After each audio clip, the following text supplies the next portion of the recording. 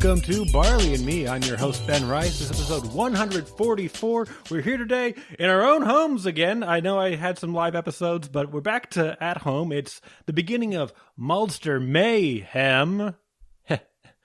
All right, nothing from the crowd. All the way from Fort Collins, Colorado, we've got Natalie Yoder from Stodgy Brewing. Oh, hey there.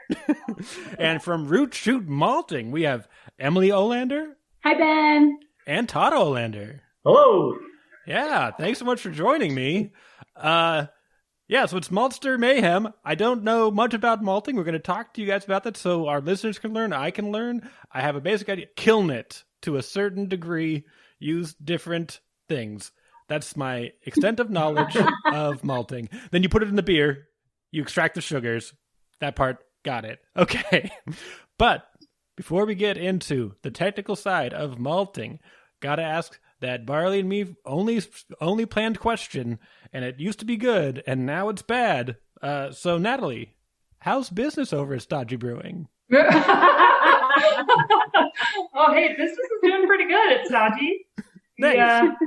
We've been having longer days, which means more daylight, and the weather's warming up, even though it is snowing outside today. And people are still drinking lots of beer, and we've got a pretty great patio for it. So, excellent. This is good at Stodgy. Yep. Good. I'm always worried. You don't know what the layout's going to be. You don't know what people's responses are going to be. It's been an awful time for a lot of people. That's what I've heard through the grapevine. And we did open in September during the pandemic, which was a weird time to open a brewery. Yeah. So. Oh, you like opened. Yeah, we're like new. We're like 8 months old. Okay. Different story. Now I need to know everything because there's a few around me that opened up, and I'm like, how does this even work? How do you get off the ground with this? What's the commercial response? How are you finding people that want to come out? Like, how are they becoming aware of you? It's a whole thing.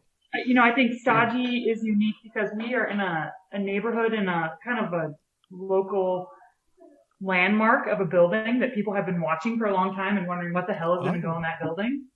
And because of that, even though we're in the middle of a pandemic, I never advertised that we were open because there was a lot of occupancy rules and we were pretty terrified of being too busy during the pandemic. So we didn't advertise, but people were ready. People were so ready for us to be open. They were waiting for us. They were bored at home. Still driving around town and passing by our brewery all the time, or biking by or walking by our soon-to-be brewery, and I think they were all waiting for us. So we were really lucky because of our location and our site. And I also think we were really lucky because if you'll remember back to September, so long ago, it was this beautiful period when numbers were down. People were feeling really comfortable on patios. Patios were opening up a lot. Everyone was modifying to have more patios. And we were really lucky because they have a huge outdoor patio location. It was kind of actually the reason we chose the site was this potential for this huge beer garden. So to open during beautiful weather in September when numbers are down and people are feeling comfortable.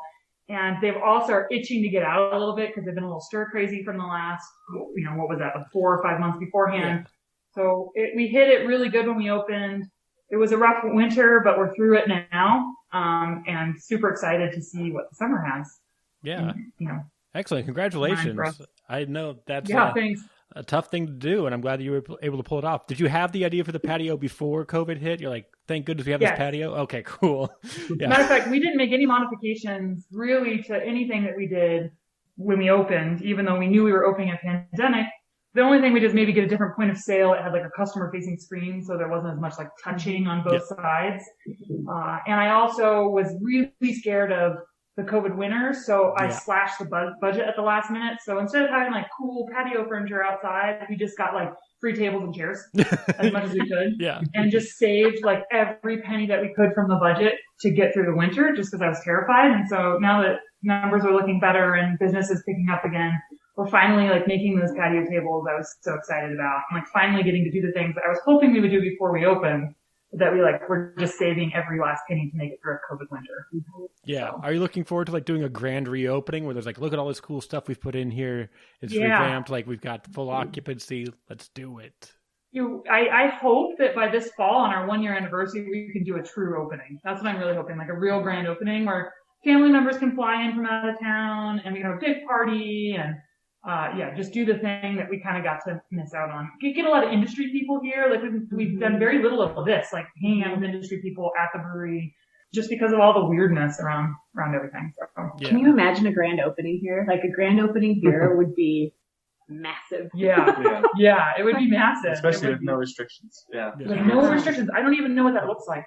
Someone the other day tried to schedule, like the Colorado Brewers Guild was trying to schedule a meeting, and they were hoping to host it at Stodgy, and they said, well, it's potentially up to 30 people. And I freaked out because I was like, the entire time I've been open, I've had regulations about group sizes, and I've never, even though they're all gone now, but like I've had these strict regulations that I've always operated under. Yeah. I don't even know how to feel about 30 people hanging out all at once. Like I don't, like I feel really weird about that, and I like kind of freaked out, and I don't think the other breweries fully understood like where I was coming from because I've never operated in normal conditions. Right. Yeah. I've only operated under this is what you know. This is all we know.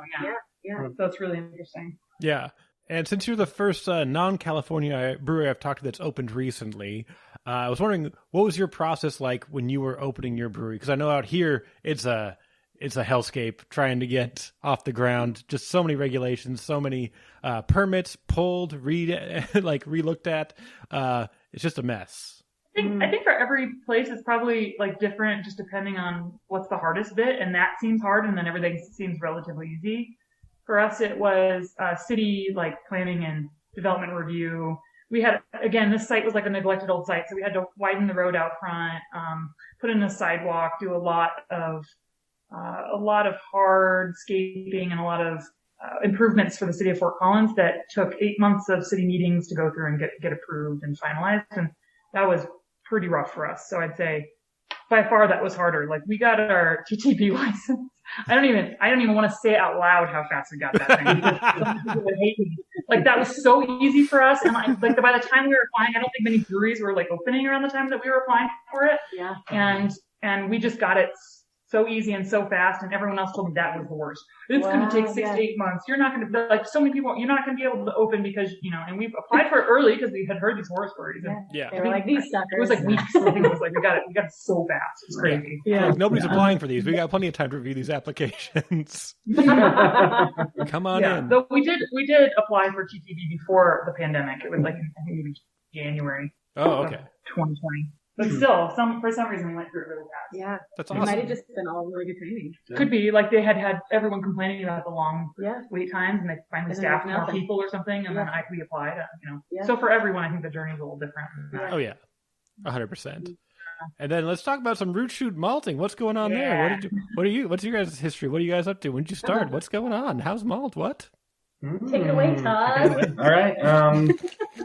So we are a family farm first, I guess. So my family is from the Loveland area, which is about 30 minutes down the road to the south. We've been farming the land, or at least my family has, since 1926, and that's where the malt house is built, and that's where we operate. And we farm about 1,500 acres. That's a variety of barley, wheat, rye, corn, non-GMO corn, silage corn, and alfalfa. We started malting in 2016, so we're going on our 5-year anniversary here in August, which is going to be awesome. We're actually going to have a big party. Yeah. And which will probably be like the first event that we can actually have all the brewers together that we work with, because there's absolutely nothing else going on. So we're going to have a huge party in a field and celebrate it. It's going to be great. We need to pour some Stodgy beer there. I'm so excited. I know. I was so sad that we didn't get to participate in these types of parties last year. I know. Mm-hmm. So excited to have them happen. I know. Yeah. And there is literally nothing else going on. Like there are no beer festivals whatsoever. Right. That's right. Like, let's do this. Let's be outside in a field and get everybody together. So that's what awesome. everybody needs. So we have what would be considered a fairly large craft malt house. I guess we can produce about 20 tons per week, which in comparison to like a very large malt house like Coors or something they're producing about that. What we can produce in a year, they can produce in 1 week or maybe a half a week. I mean, not a lot. Well, I mean, that's pretty good considering you're just, a couple people Bursers. That is true. Yeah, we have me and Emily obviously are part of the crew, and then we've got a salesman, full-time salesman, malt house manager, so Dan and Mikey, and then some part-time people that kind of help with the packaging side and malting side, and then we also have a crew at the farm. So it's probably a total of 12 people operating the farm and the malt house, moving what would be 2 million pounds of barley to breweries every year, and soon to be 3 million pounds starting in December. So we're going to be expanding in December. So it's pretty exciting. It's really awesome to have the support from all these breweries in Colorado. So we sell probably 98% of our products in Colorado, and work with about 150 different breweries at the moment, and about 20 different distilleries. Oh, nice. So at this point, is the entire farm moving towards root shoot malting, or are you still doing other farming activities for other purposes? We are, yeah. We're still doing some other farming activities, so we still do some custom harvesting for dairies. But my whole goal in starting the malt house was to farm for the malt house and farm for the brewing and distilling community. That was the goal. Like in Colorado, we have a pretty expansive amount of development, and so we wanted to try to diversify our operation and be able to use less acres and be able to profit more off of that, I guess, or diversify off of that. So we wanted to get out of the commodity market and focus in on vertical integration and creating our own market. And so that would not be possible without the malt house. So I think we're pretty lucky that there's actually that many breweries and there's this many people to serve in Colorado. You wouldn't find that in like Minnesota or North Dakota or something like that. So yeah. And it's also a prime growing region for small grains. Yeah, there's a reason that, like you said, Coors is there. There's a few different reasons. There's the water, there's the wheat. You got to have a way to get to it. And I also noticed you said 2 million to 3 million this year. Is that because you're just using up more of your space to grow these crops, or are they just growing in more abundance because there's been more time doing that? So we're actually just adding malting capacity, and we're also okay. So you had the stuff, you just couldn't process it. So. Yep, exactly. So we're growing about 500 acres of barley right now, and small grains to go through the malt house. So about a third, and then we'll increase that to around 750 to 800 acres the next year, and should be about like half of the amount of acreage that we have total, which gives you the ability to have crop rotation and things like that still, and keep the soil healthy. Yeah, very important. Can I ask a question? Oh, for sure. Do you remember, you kind of talked about why it was smart for you to switch into the world of growing or malting and everything, but do you remember the moment, or what gave you that idea, we should start malting this and get in this beer world? What was that process like, figuring that out and making that change? And did you feel that it was really risky? Did you feel like you were taking a risk into that? Totally. We get this question a lot too. Yeah. I mean, these guys have been growing barley for Coors for 30 years, since the late 1970s, really, early 1980s. And so they knew how to grow barley, but also didn't totally know, they wanted a different outlet for it. So, Todd and I grew up in Fort Collins, really, our adult lives. We've grown up in the beer industry. And so, visiting all of these craft breweries, we kept wondering, where are these craft breweries getting their grain? And if they are getting it from, overseas or out of state, why is there this limited access to working with these local farmers, and why is it not available? And we just realized that there is literally not a malt house here, or there is no access to it. And so that was kind of our light bulb moment after touring some of these breweries, when we were younger. It's well, we know how to grow barley, so can we figure out how the heck to malt? And that's obviously a learning curve, because there's not a whole lot of info out there to figure out how to malt. And, I think that was the most important thing to us, was to give access and to, have a connection with the farmer and these local craft breweries, because they just didn't have access to it. Right. And I think that's the coolest part for us, is that we can experiment with some of these different varietals, different barley varieties, different wheat varieties and rye. And, when we were growing for Coors, you guys, I guess you could speak more of that, but you were just tied down to one variety. That's the only thing that you could grow is because, they gave it to you and that was the variety that you had to grow. And so it's kind of cool to experiment with different varieties too. So. Mm-hmm. Yeah, we were able to grow like 7 different varieties when we first got started, just to see what was going to grow well in the region and see what was going to malt well, even though we had no idea how to malt at that time. So,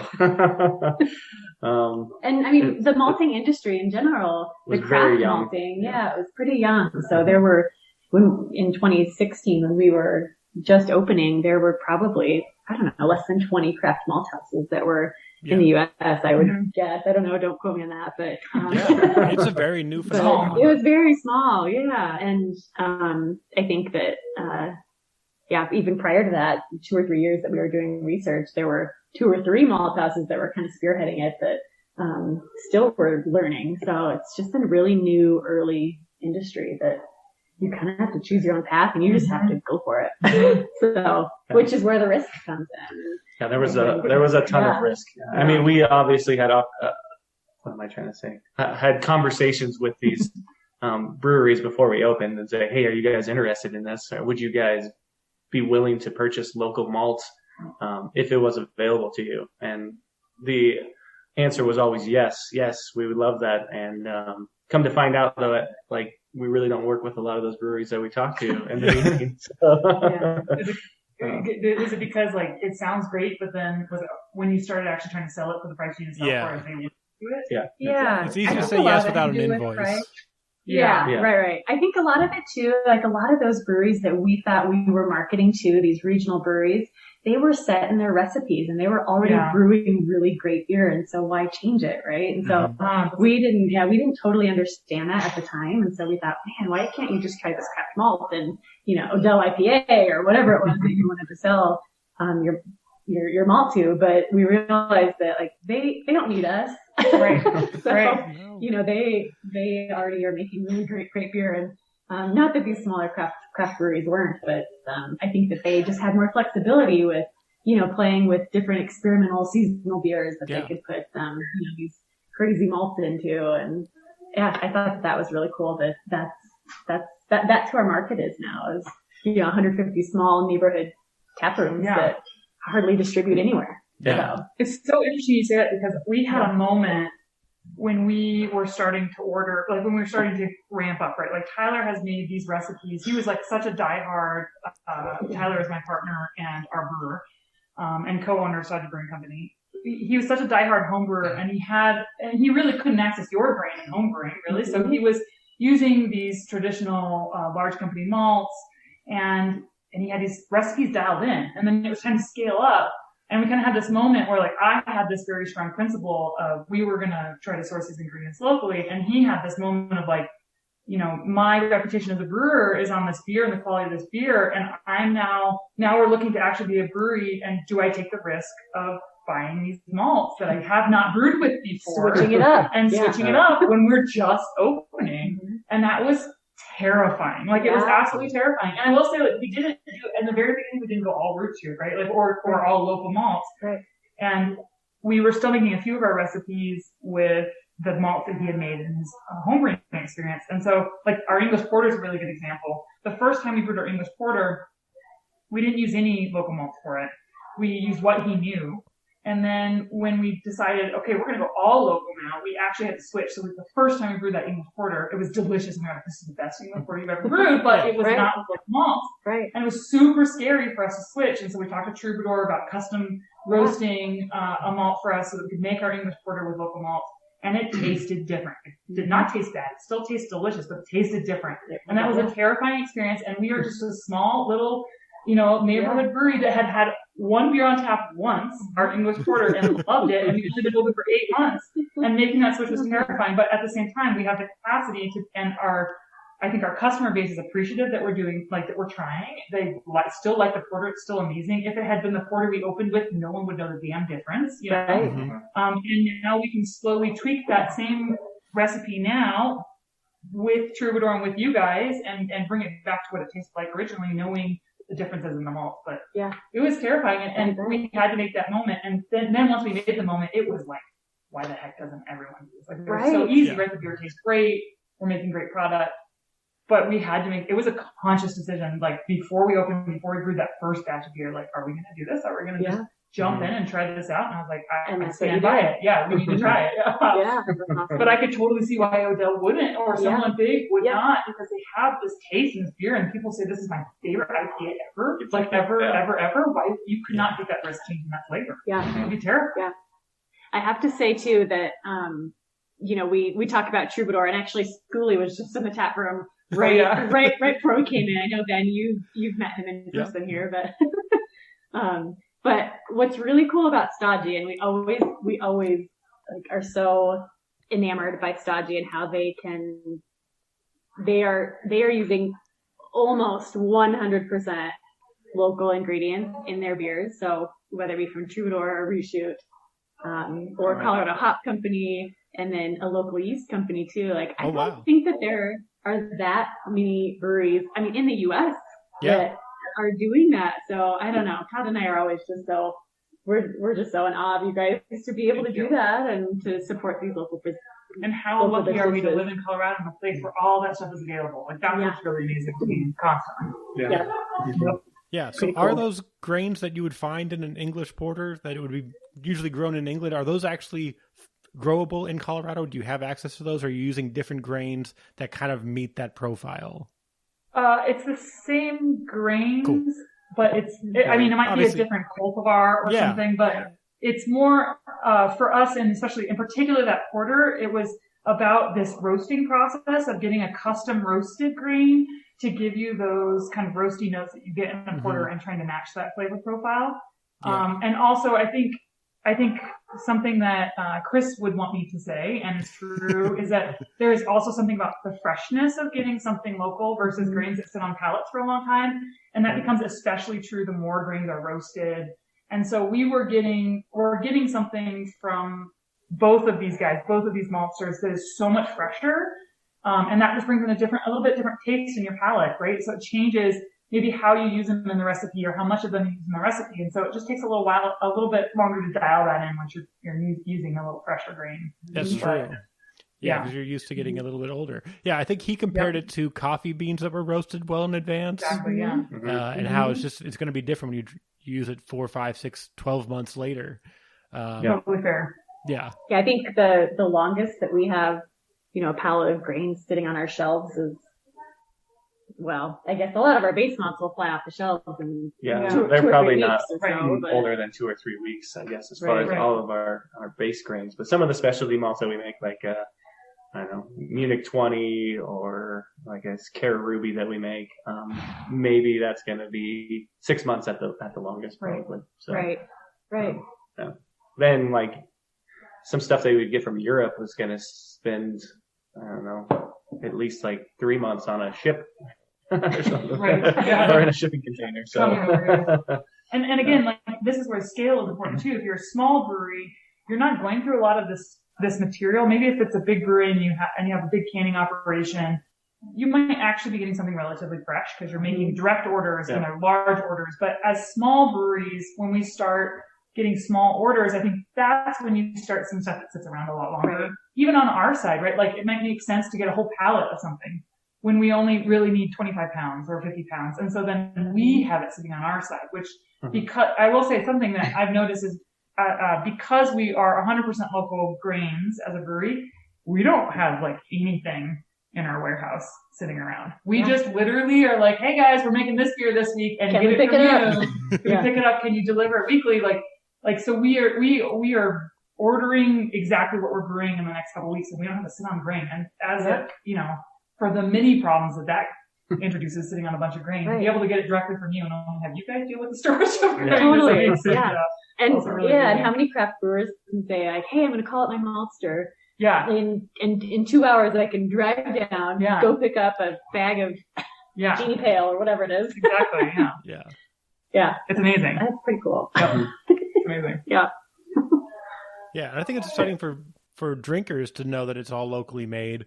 Was that kind of, I guess we already talked about it. It was kind of your focus when you're coming to Stodgy to do that. It's not my marketing strategy, though. It has nothing to do with. I never marketed it. It's not even on my website, really. I really should deal with that. It's on your. I think we were just like, we want people to know we have good beer. This is a weird message, and I have said it multiple times, and I need to figure out why I think it's weird. But my message is, I want you to come for Stodgy's for good beer, and I want you to be pleasantly surprised when you find out it's all local ingredients. Yeah. See, and that we were just having this conversation right before we got on the call thing here. It's like we never tout that we are a local product ever. Right. I mean, yes, it's great that you have this local, market, I guess. Right. But you always say that you're coming here because you like the high quality malt that you're purchasing or the high quality beer that you're drinking. So, right. I think that should come first and foremost. Totally. And then it should be like, and by the way, they're down the street and it's a lower carbon footprint, and there's all these other great things about purchasing local. And that's why I'm saying I don't want to downplay for purchasing local, because it is actually super important to me. Right. Like, really, really, really important to me. But is it important to Stodgy? And the truth is, if you want to run a successful business that makes good money, you make good beer. And that's what's important to Stodgy. Yeah. Right. And I think that the local thing has proven itself over and over not to be the backbone, unfortunately, of a good marketing strategy. True. And it also lends itself to greenwashing, where people just say they have local, where there's restaurants in Fort Collins that say they have names of farms on their menu that I know they have not ordered from in years, and like that is what I never want to be. Yeah. And that's when I want to make sure that people are just coming here for this great food, and that I'm like, we're great beer, and we're following through on like where we get our ingredients from. Right. Yeah. Because if you're going to lead with local, then the question is going to be, well, how good can this beer really be if you're leading with it, right? Yeah. Exactly. So it should be, local should be about it being good, not just about it being local. Right. Mm-hmm. Yeah. It's like, come for the beer, stay for the local. Like that's, I think, the way. Maybe that's your tagline. Yeah. Come for the beer, stay for the local. Is it better than our other tagline, which is beer you can drink? That is the other tagline Stodgy right now. Working on I think that is a little bit better. Yeah. Beer you can drink. All right. We solved your problem. There we go. That's what we're New just t-shirts coming soon. talk out the problem. We'll work through it. Exactly. But yeah, I do think, because out here in California, there were a few organic breweries, and there's always something wrong with the flavor profile. And it's like, they always kind of led with like, no, well, we're an organic brewery. He was like, but your beer's not great.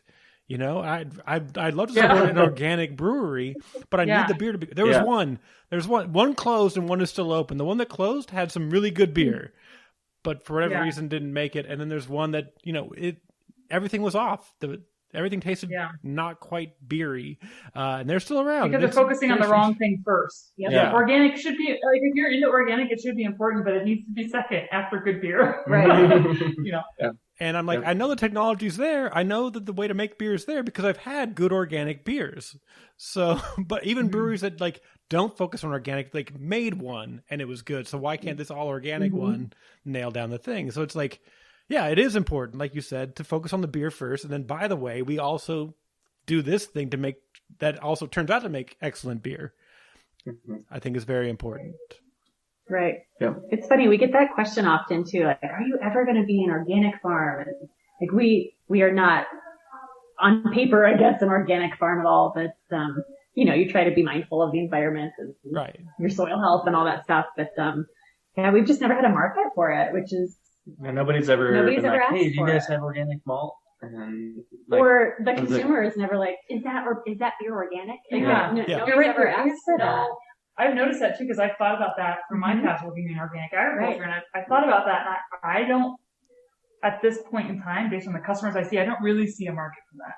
Like, I don't know why. I don't know if because it took off in the beginning, there was a few bad organic beers out there, or I don't know why, or people don't think of beer quite the same way they think of their vegetables, or there's maybe something going on there, but it's definitely and maybe there's a premium there. I mean, of course, there's got to be a premium for it, so you pass that along, obviously, to your consumer, and who knows if consumers are going to buy it. Yeah, what the threshold is. Because it's, because it's organic. I don't know. Well, if you want to talk premiums, I think that's another whole interesting situation to get into. Because like when we decided to open and do a $6 pint of beer, part of our reasoning was that we are paying more for our malts and our ingredients, and we're supporting this local industry. And I think the market can tolerate a $6 pint of beer. Totally. And we've had zero complaints about a $6 pint of beer. Nobody thinks twice about it. And the truth is, I'm watching all the other breweries who are not buying from you guys also raise their price to $6 pint of beer, and that's fine. But it's like, oh, well, Stodgy's they're getting away with a $6 pint of beer,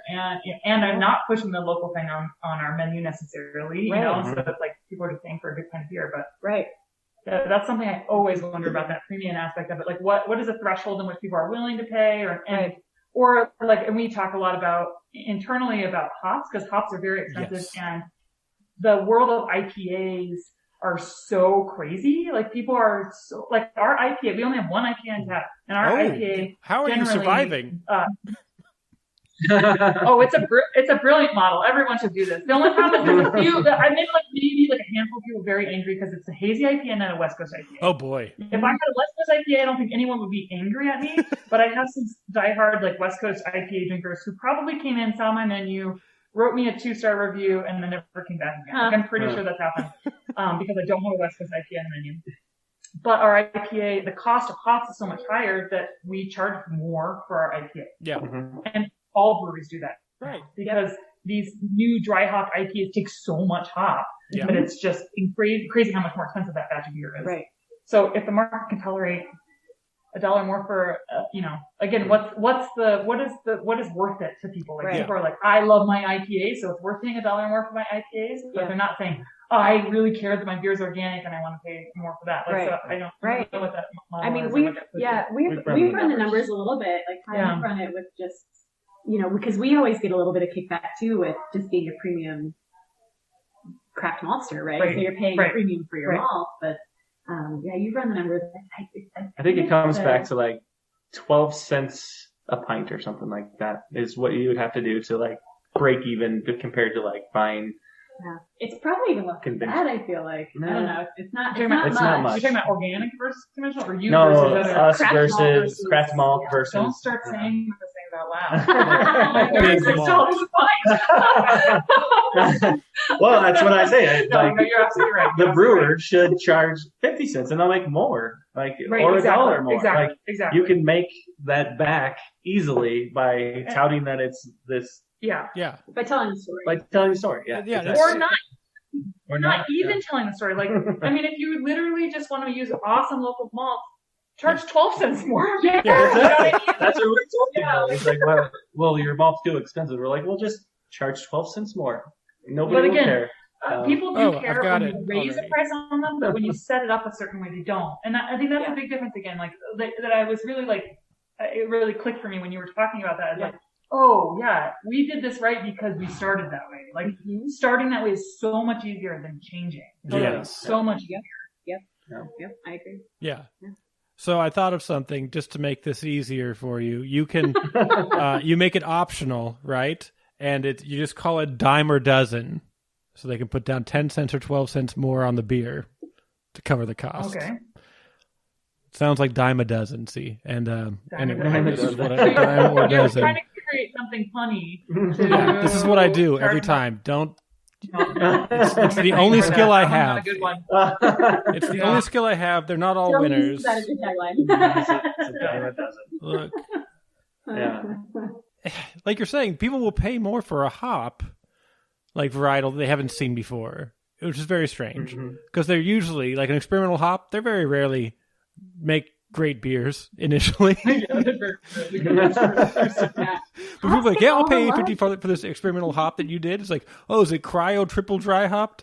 It's a new hop that no one's ever heard of. It's just called Exp 873. Great, I'll pay you $10. Thank you. And it's not a question. Yeah. I think I know why hops might get more love than barley gets. And I think it's because you can people who do home brewing and stuff and get really into beer and craft beer are also often these kind of gardener types. And they can grow these hops at home and become hop experts, but you're not going to grow barley at home for your beer. You know what I mean?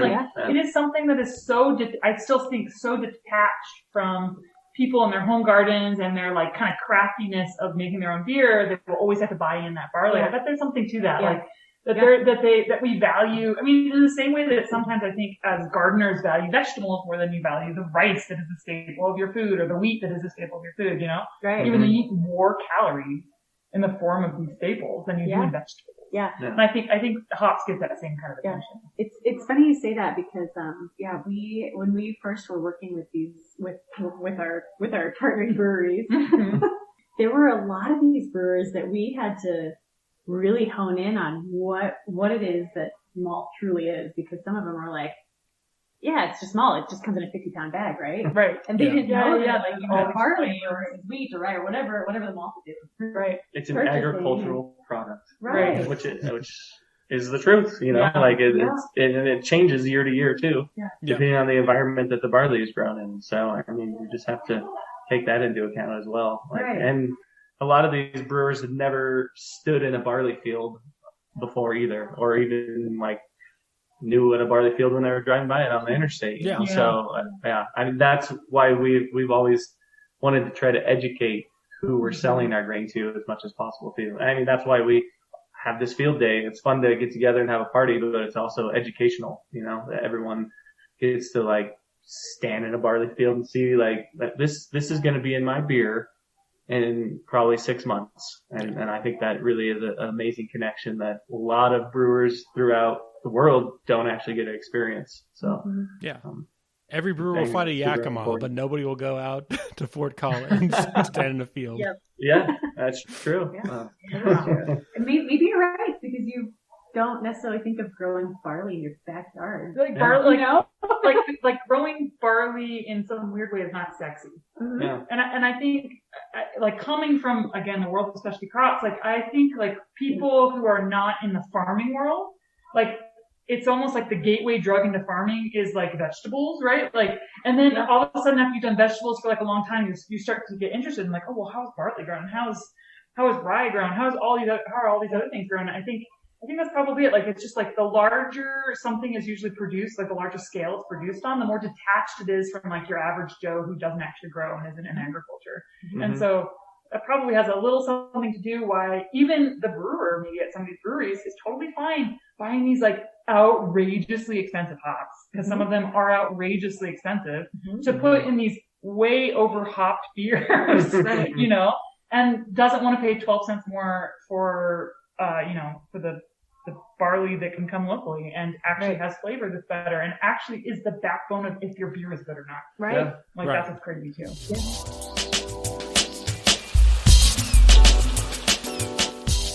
So do you ever have to help push brewers, like, to remind them how important malt is to the beer? Is there ever a time you're like, hey, just remember, like, you can put hops in there all you want to, but it's nothing without this malt? I mean, we always talk about flavor, and I mean, there's so many different attributes that malt provides for this beer, and I mean, flavor is a huge component of it. So, depending on what malt, obviously, you're putting in a beer, I mean, there are so many different flavors from these different malts. I don't know. You could speak more to that. Are you? Can I ask you kind of a follow up, maybe to hone that in a little bit? Yeah. Mm-hmm. Do you find that the brewers that come to you or that you are working with are like kind of like naturally coming to you, or do you feel that you're fighting to find these customers and bring these customers in? Are the people that you ended up working with the most, like you said, are different than the people you thought? That in the very beginning, when you went and like, hey, will you buy some local malts? People were like, yeah. I'm like, none of those people buy local malts. Right. Yeah. So who did end up buying local malts, and who are your, like, the backbone of your customers? Are they people that you didn't have to fight for it? They came and they wanted this product you were doing, or did you have to go looking for them? A little bit of both, I guess. So when we opened our doors, we just like thought that everybody was going to just beat down our door and be like, give me craft malt. Yeah, exactly. Yeah. And that wasn't the case at all. Like, we really struggled for probably like 8 months before we really sold like more than a couple 100 pounds of grain. And that was really just building the trust with these brewers. Like, here, try this out and see what kind of success you can have with it. And a big part of it too, like, Todd and I are not salespeople. No, like, because we were just going down there and talking. Me and Todd, out on the pavement, walking in the brewery, drinking too much beer. And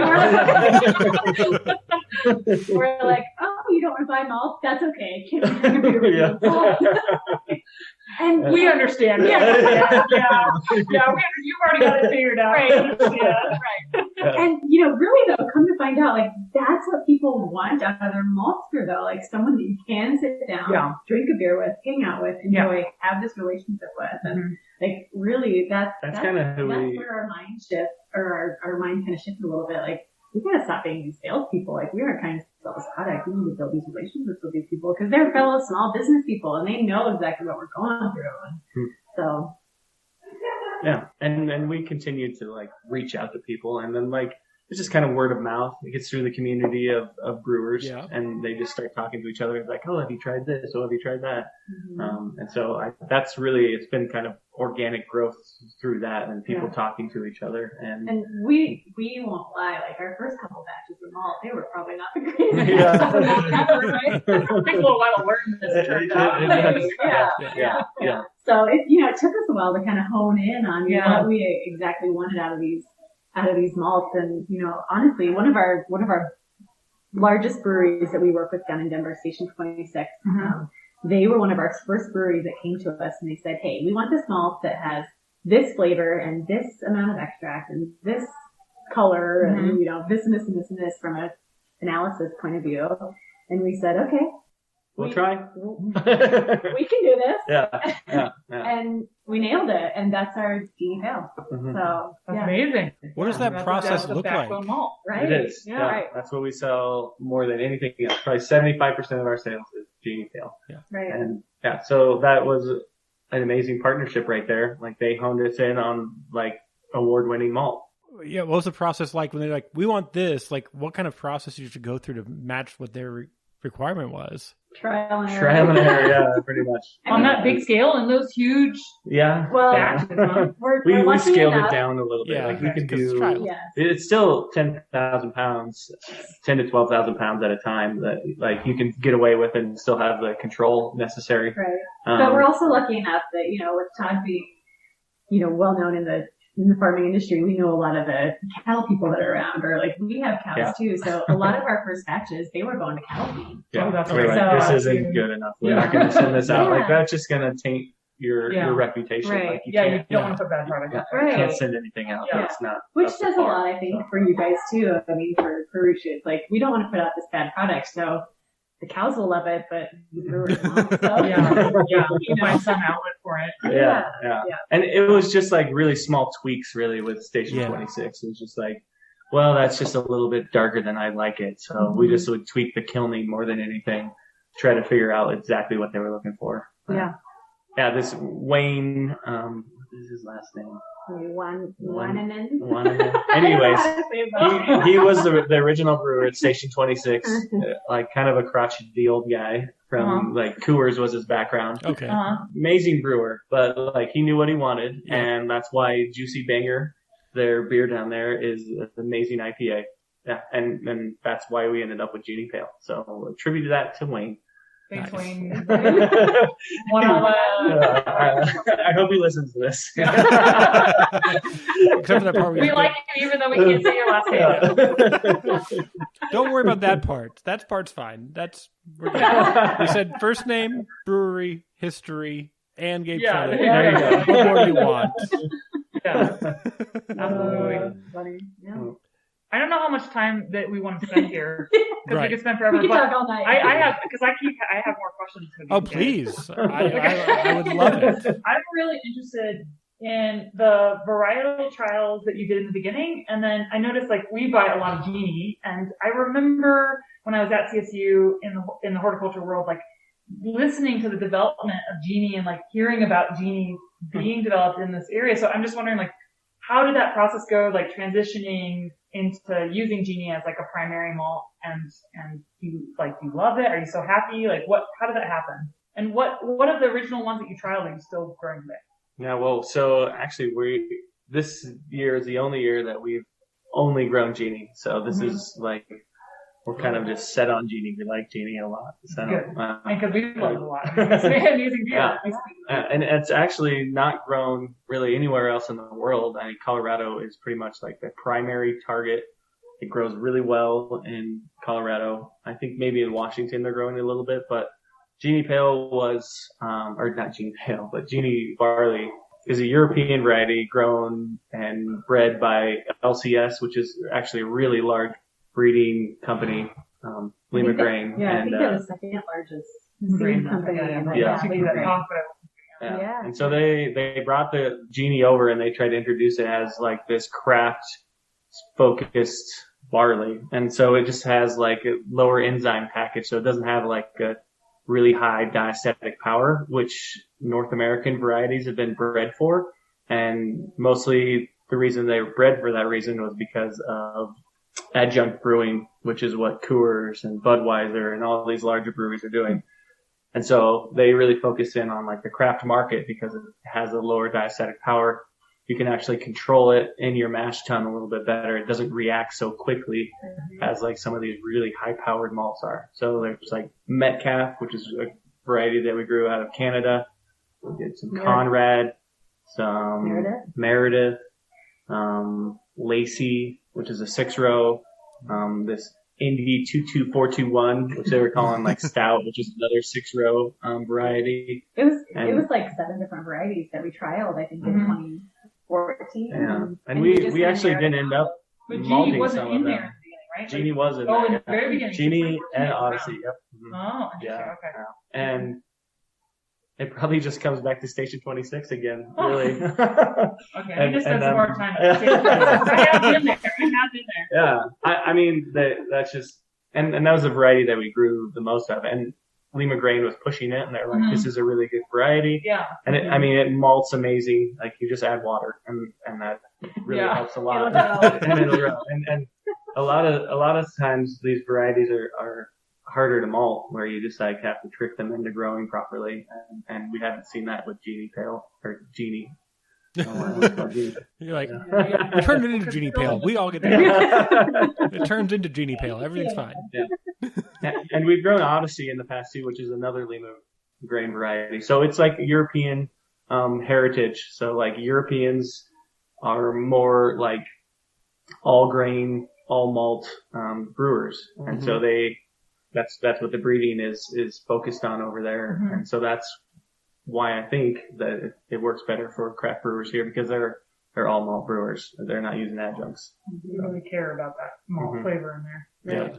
I just think that's a really cool story, because it just is something that adds to the uniqueness of the product that you're offering, right? And that like there is something that works really well in the craft industry, and that's who you're partnering with, and that's who you're. So that's really cool. Yeah. We'll continue to experiment some. We're just not doing it this year, I guess. We grew some Synergy barley, which is supposed to be another one that's kind of focused in on craft. It's a Canadian variety. We've tried different ones here and there every year, and just really haven't found anything else that really compares to Genie. So, yeah. And this is not the year to experiment with something new and see how it goes. That's true. Yeah. So I managed to snag a root shoot malting beer by mistake. So I'm enjoying beers made with your malts out here in Sacramento. I think that is so cool. It's really cool. It is really cool. Yeah. I fortunately went through Denver and Fort Collins last month. Did 7 episodes in 3 days like a fool, going from Littleton to Fort Collins, made some other stops. It's a madhouse. They're not all out yet. It's listeners, keep an eye out for those other episodes. But Maltster Mayhem comes first.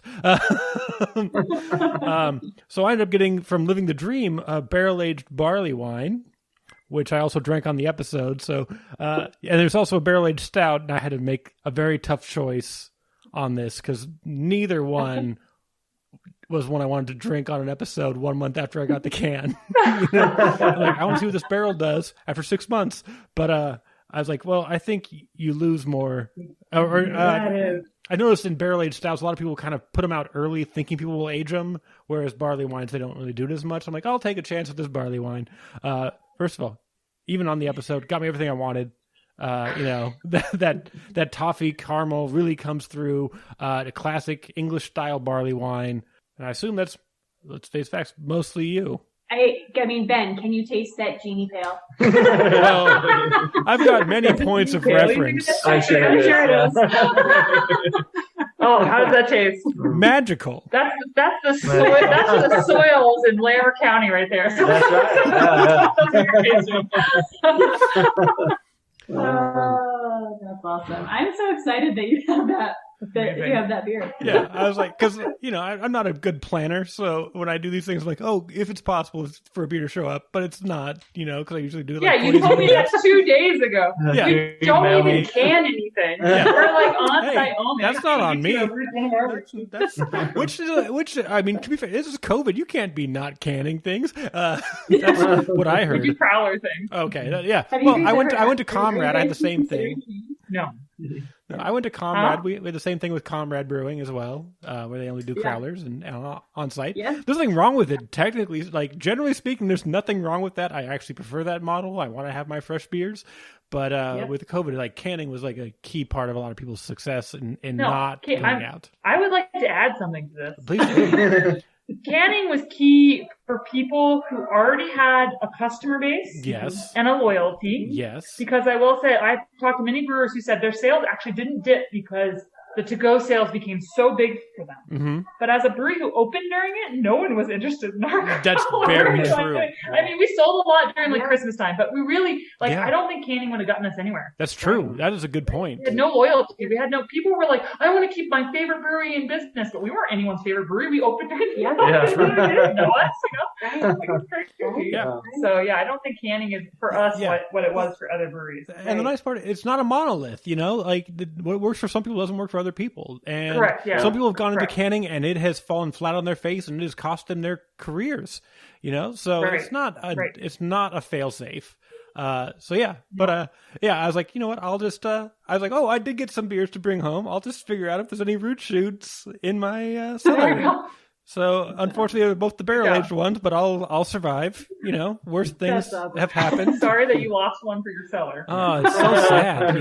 It's such a pour one out, but it'll have to be something else. But everybody else there is enjoying some stodgy beers. What do you guys got going on? What are you excited about? What we you're just drinking? finished them; they're all empty. But we were drinking a pale ale. Made entirely with root shoot malt and CTZ hops from the Colorado Hop Company, and a Mexican lager.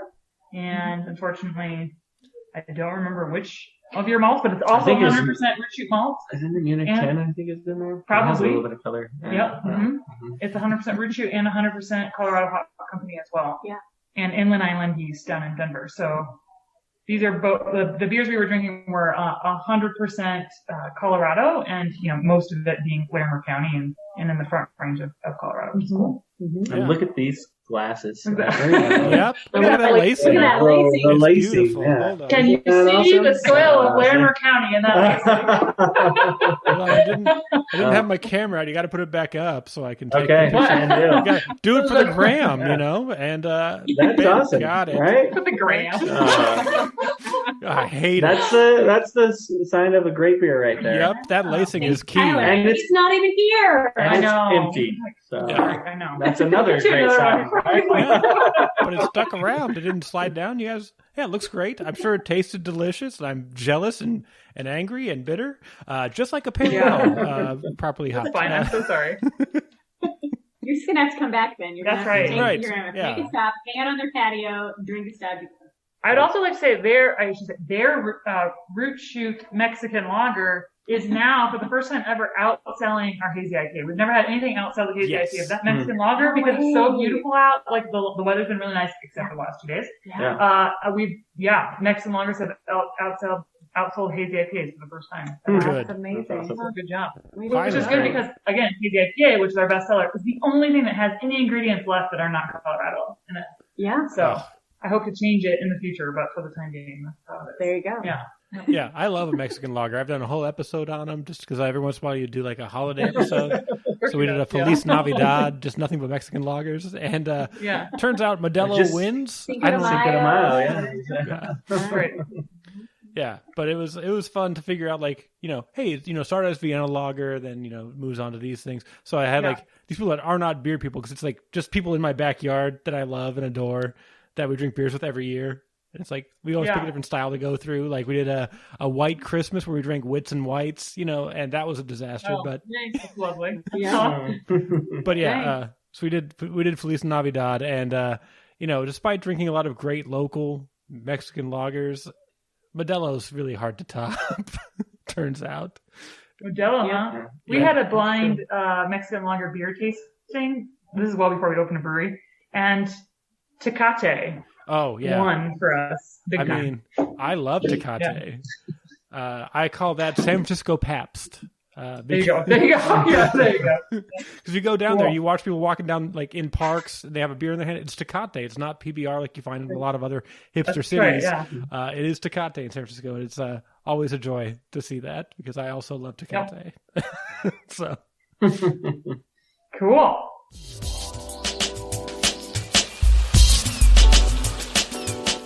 Enough about me. Back to you guys. Root shoot malting. It's a name. How? I think I know, but still, maybe people aren't making the connection. I don't know. That's a good question. I was laying in bed one night, I guess. Oh, gosh. Where's the story going? No. Actually, I really wanted to have the word root in our name. And because, I'm rooted in Colorado. The company's rooted in Colorado. So I was trying to figure out, like, what's another word that goes along with root. And, it seems easy now, right? Root shoot. That's pretty easy now to figure that out. And it's like the shoot of the plant. Yeah. It's just like, oh, that's simple. But yeah, I just really wanted to focus on the roots of our Colorado roots. And so that's where root came from. And then we added shoot to it because we're like, that just makes perfect sense. Yeah. And it's kind of like explaining the malting process. Right. And then that's how our logo kind of goes along with it as well. So we've got 4 symbols. We've got like growing the grain is one of the symbols, and then we have steeping the grain, which is the first part of the malting process, germination, and then kilning. So just really focusing in on like how the malting process actually works and what our company's all about. And a lot of people don't know what that is. Yeah. I want to plug that these guys probably have one of the coolest logos and their imagery that they always put on like t-shirts and hats and stuff. And that leads to being even like more friendly with the craft beer industry, right? Like, cause these big companies, I don't know, their logos look old fashioned. You guys just have like this really cool, awesome look, and you're really great to your partners. I always get like a Christmas hat or something that just has an amazing logo that I always want to wear. So they do a really, really good job of that marketing side of things. You're too sweet. Brewers love swag. Oh, we love swag. We love it. We don't actually buy clothes anymore. That's your whole just wardrobe. wear our clothes and whatever else anyone else gives us. So that's literally our whole wardrobe. Yeah. Okay, we've got a few new designs coming out, so. We do. Good. Yeah. I'm very exciting. And then, Natalie, for Stodgy, how'd you come up with that name for Stodgy Brewing? Oh, well, stodgy means dull and uninspired. Perfect. And that's why we chose it. Yep. It's a little tongue-in-cheek. We're brewery like number 25 in Fort Collins. If you had this interview with my partner Tyler, you probably understand it even better because he's quite stodgy himself. But in particular for us, stodgy is like, it's this like beautiful relationship between like stodgy is an English word, right? And we love like old English pubs at like a neighborhood hangout. Mm-hmm. And then stodgy also kind of means like dull and uninspired, but we take it to mean like simple, unpretentious. And we make beers that we don't name. We have no names for any of our beers. Okay. We just tell you what the style is because that's what you really want to know anyway. Yeah. And we also don't really flavor anything. Like everything is just the style. I get this question all the time, like, oh, well, what flavor is your goza? I'm like, it's a goza. Like, we make a goza. Like, you are so used to getting all these flavored beers and all these beers with like lots of fruit and like all these add-ins, and so we're really into like giving you that base style and giving you a really good version of that base style. So yeah. It's beer flavored. Yeah, it's beer flavored. Yeah. It's beer flavored, but sour and salty. Yeah. So you're an old school brewery in an old school building called Stodgy. Sure, yeah, that's a Exactly. really good way to Yeah. say it. Yeah. I want to quote that one later on. Mine. No, I'm just teasing. Yeah, exactly. Yeah. I mean, if it encapsulates what you're doing, I don't have any. Yeah, I was like, I feel like this is going to be one of those old school breweries that wants to make sure you make good beer every day. That's what that name reads to me. Yeah. You know, you might get in some arguments if you're trying to get some newfangled, pistachio nut, vanilla stout. You're probably not going to find it here. And Tyler's dead body. You'll get your 10.2%, but it will be an old school Russian Imperial stout, and you will deal with it. We have a 10% beer on tap right now. It is the Belgian Pod. Oh, yeah, even better. Yeah. And we do barrel-aged beer, and because I do have this dedication to local ingredients, we will have flavored beers that are flavored with things I can find locally. So I have like a bunch of spruce tips saved from last year when we had to cut down a tree and it was like tipping out perfect. So I saved all the spruce tips, and we'll do a spruce tip beer with that because I harvested it on site, So we'll do some flavored things occasionally, but with what we can find in Colorado. Nothing, you won't find any like pineapple, guava, watermelon. Actually, you can get. You can put watermelon. No, don't put watermelon. Never mind. Sorry. I'm sorry about that. I can grow that here. How about oranges? You can't find oranges here, correct? Or lemons or limes. That's right. There you go. Nor could I grow enough in pots probably for that beer.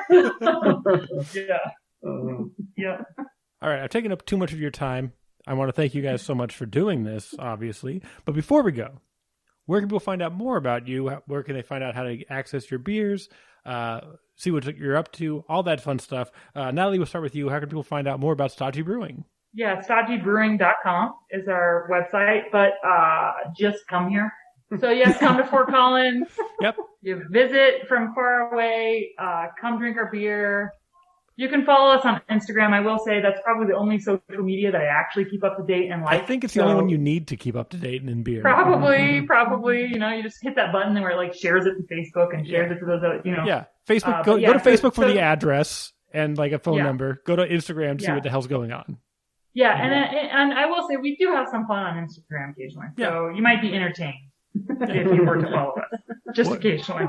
But what's that Instagram handle? Stodgy Brewing, right? I love this. Gosh. No brewery person ever knows. I believe my guests always have Stodgy it. Brewing for sure. I made it.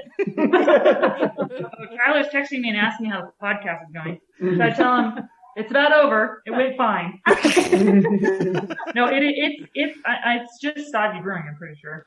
But it could be How do I Stodgy find my Instagram? Stodgy Brew Says right there. Stodgy Brewing. Yeah, Look at that. Stodgy Brewing is my Instagram now. Yeah. Just type the word stodgy, and that's the thing. That's also why we chose stodgy. Yeah, there's nothing. No else one else. uses it because it has a negative connotation. So everyone's like, why would I use stodgy? I'm like, Yeah, that's We're right. going to use this. Trademark that shit. Trademark, it's mine. Yeah, and it'll also know that you usually search for brewery, so it'll auto-fill in Stodgy Brewing. You're good to go. Yeah. And I'd usually ask what's going on, what's coming up. Do you have any beer releases you're doing that people should be checking out or anything like that? Yeah, we're about to put a rye. Is that your rye? Do you have rye? Did we buy rye from you? Yeah. Okay, it's from you guys. That's a question I meant to ask earlier, and I apologize for We're not about setting to you put up. a rye farmhouse on that I'm super excited about. Really fun, funky. Rye is just like a fun crop in general. So, yeah. So we're about to put a rye farmhouse. We have very limited taps, so it's a delicate art of like giving people what they want and then also giving them what we want to give them, So we have like your standards, but we also changed up a lot. So we've been like waiting for something to go off tap so we can put the rye farmhouse on. So that's coming up real soon. So the faster people drink beer, the sooner it comes. Yeah. Come drink beer. I mean, now I'm mad. Now I'm mad I'm here. Yeah. Yeah. Now I'm very upset that I'm here because I love a rye beer. Had a few rye saisons and things like that. They're so good. Yep.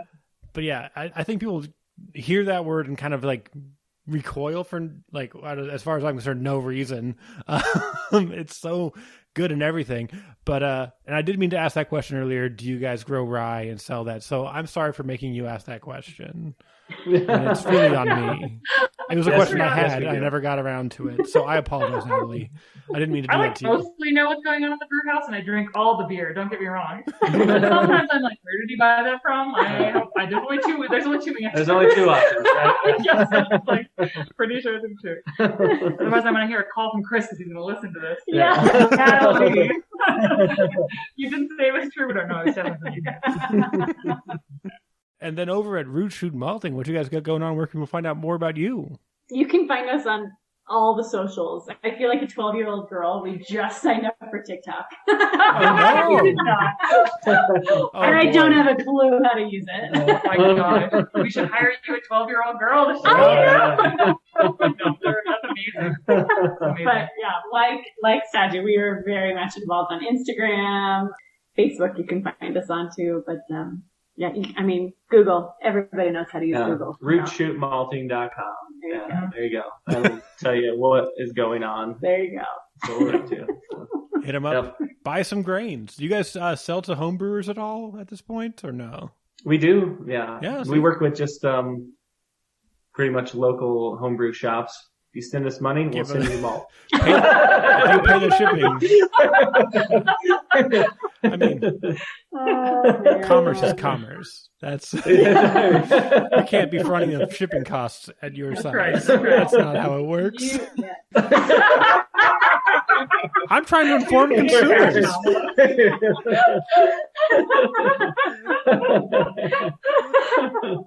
Oh, God. That's so funny. This was fun. Yeah. It's mostly you guys. I didn't do anything. You guys have been great.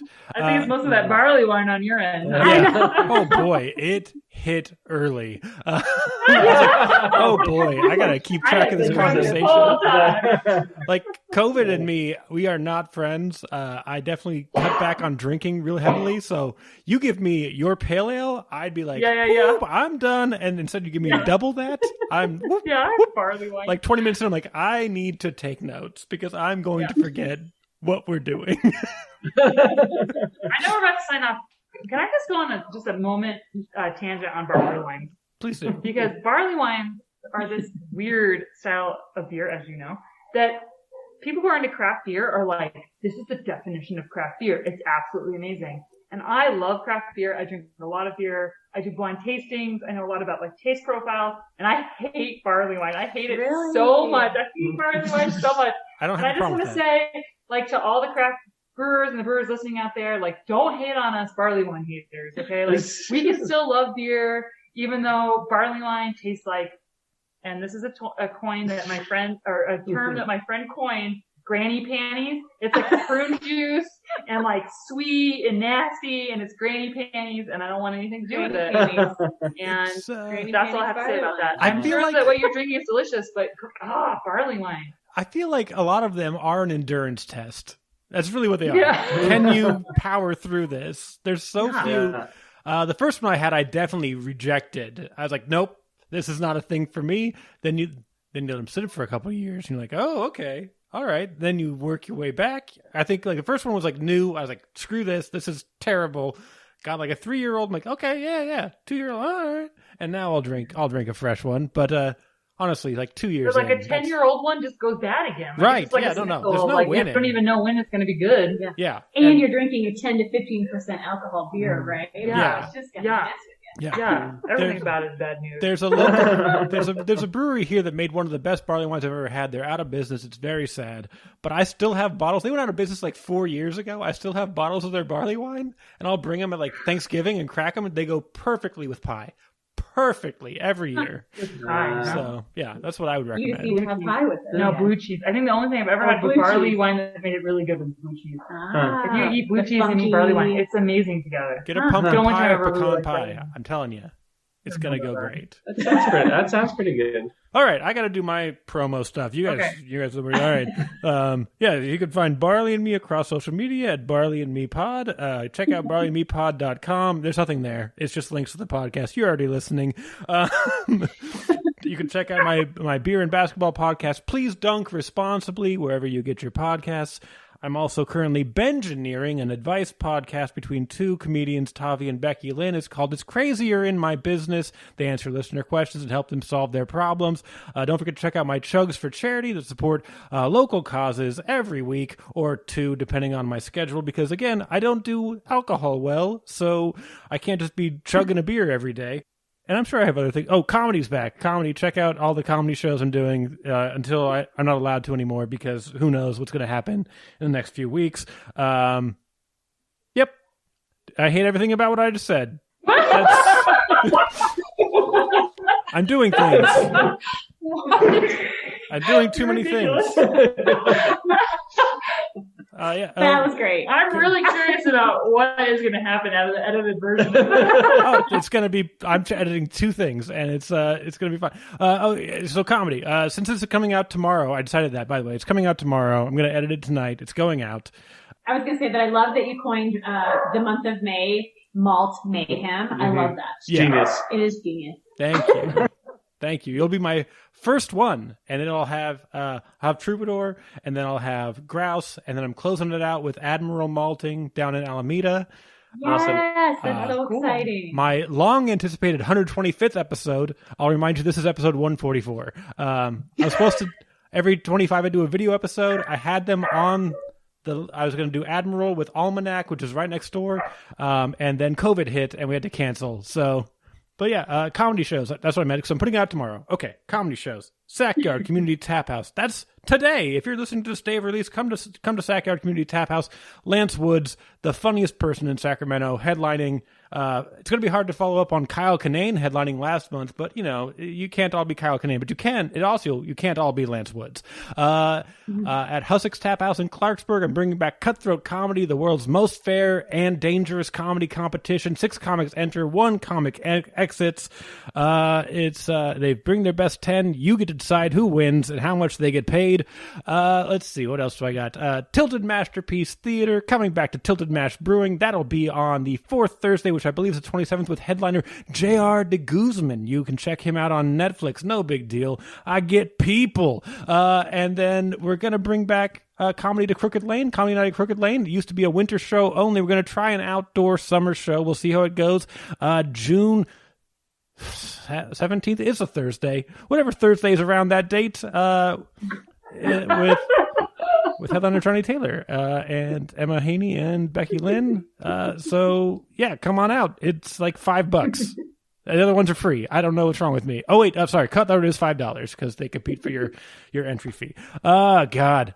And then more shows probably going to be added. Okay, you. I hate it. I hate this part. Nobody's listening at this point, right? The end, they're all... What's going on? You got a lot going on. Yeah, I'm dumb. Oh, man, you got a lot going on. I'm real dumb. I should stop. All right. All right, so this has been episode 144 of Barley and Me with Natalie Yoder from Stodgy Brewing. Thank you so much. Yeah. Thank you. And also Emily Olander and Todd Olander from Root Shoot Malting. Thank you so much. Thanks, Ben. Thank you. I can't believe you turned into dogs at the last second, and that's how you say thank you, but I appreciate it. We're a very dog-friendly brewery. We apologize. No, it's fine. And to my listeners, thank you so much for listening. Get home safe.